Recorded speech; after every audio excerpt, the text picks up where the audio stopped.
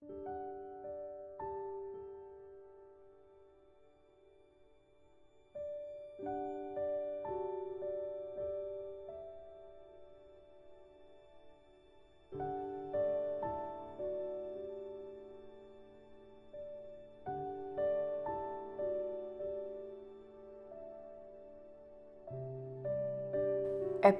118, Ulang Tahun Depan dan Davin. Setelah infus Lucy dilepas, Lucy terlihat lebih segar. Devan dan Davin sudah kembali ke kamar mereka setelah begitu lama dibujuk oleh Delano. Pria itu berusaha meyakinkan kedua anaknya jika bundanya butuh banyak istirahat. Suster Ambar sudah pulang beberapa menit yang lalu. Delano sempat memberikan uang yang dimasukkan ke dalam amplop coklat. "Bagaimana, apa sudah merasa lebih baik?"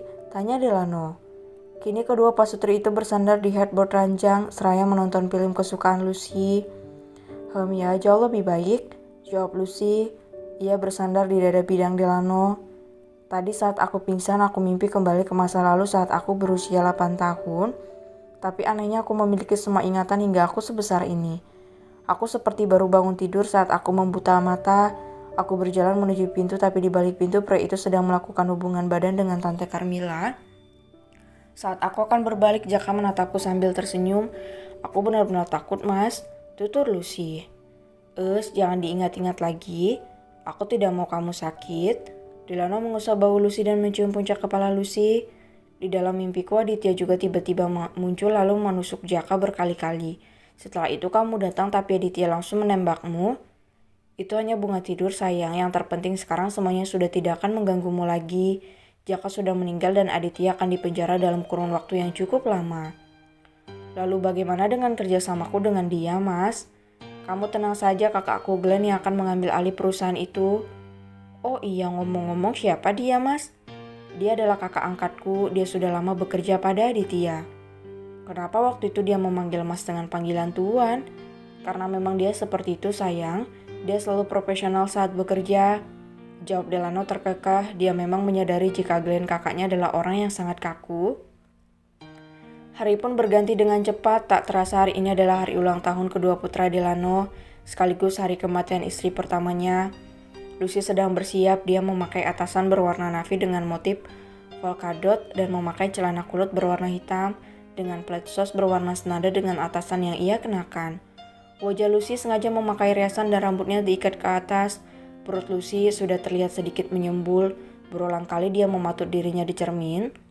"Kamu sudah cantik, sayang," bisik Delano. Dia juga memakai setelan kemeja berwarna senada dengan baju Lucy. Wajahnya semakin terlihat bersinar dengan tatanan rambut yang disisir ke belakang.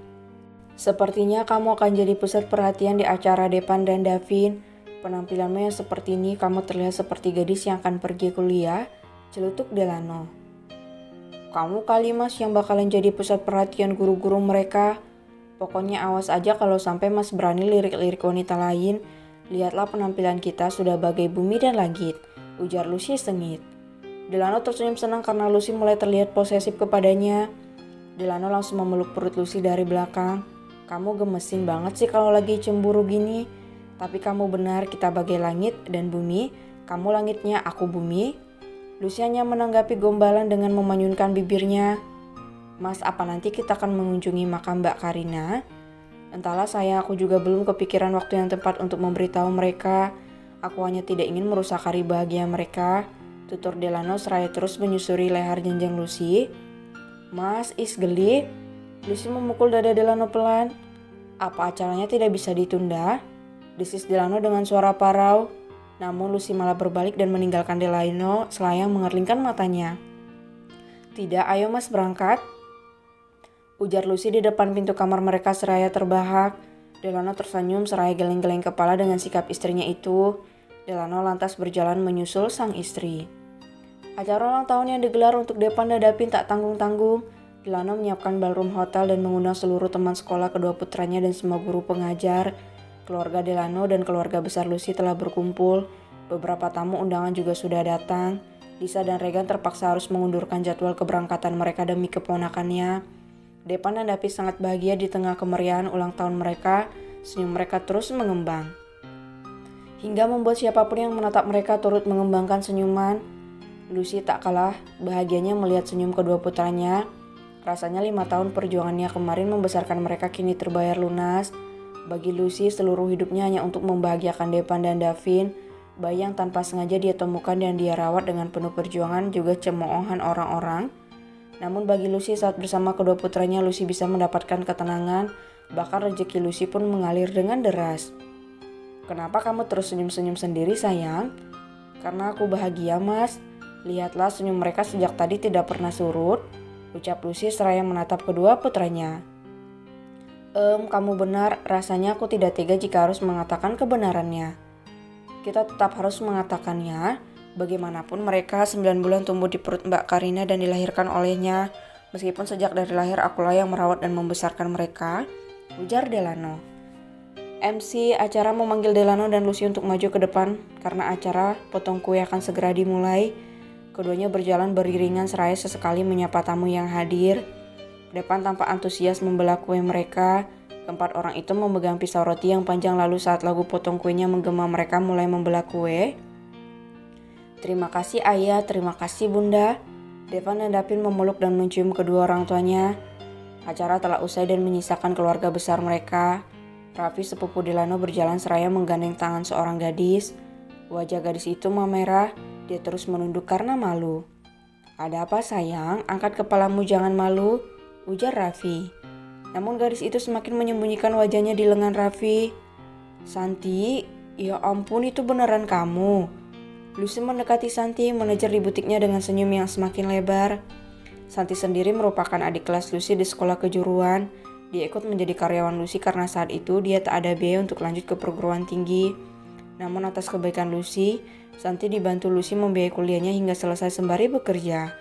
Hal itulah yang membuat Santi mengabdikan dirinya di butik milik Lucy. Lucy menatap Raffi, pria itu menggaruk tengkuknya sambil tersenyum. Maaf ya aku membawa karyawanmu." "Tidak masalah, aku justru senang.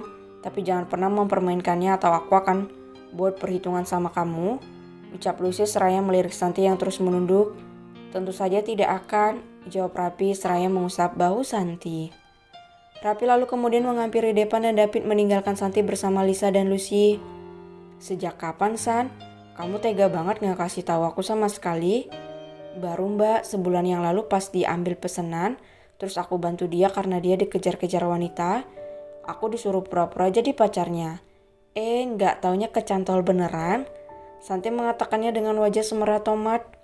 "Ya gak apa-apa sih, Raffi kan orangnya perhatian dan juga kelihatan banget dia bucin sama kamu," ucap Lucy menggoda Santi. "Ih, apaan sih mbak?"